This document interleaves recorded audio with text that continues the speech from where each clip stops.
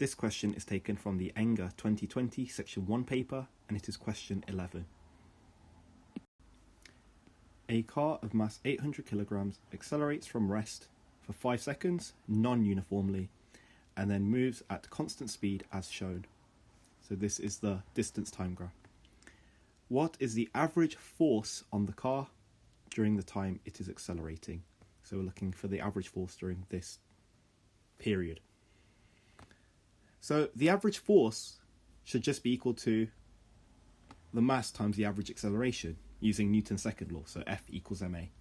So this is a simple relationship that we should think of automatically.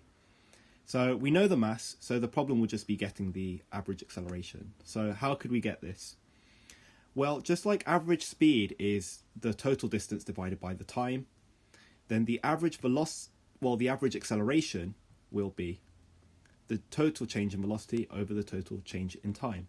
So it does not care about what the acceleration was at any point in between, just the total change in velocity divided by the total change in time. So this change in velocity is then what we need to find, because we know the change in time is 5 seconds.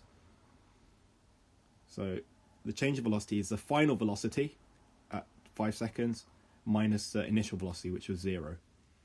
So how could we get the final velocity, which is here?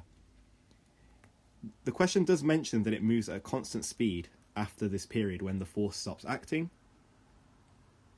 So we can work out the final velocity as it carries on here, because we know that the velocity on a distance time graph is the gradient. So if we calculate this gradient, we have 30 divided by 5, so the change in distance over change in time. So this velocity final is 6 meters per second. So if we put this into our equation for the force, then we have 800 times 6 divided by 5. And then a simple cancellation will be 800 divided by 5 is 160. So if we times this by the 6, we get 960 newtons as the average force.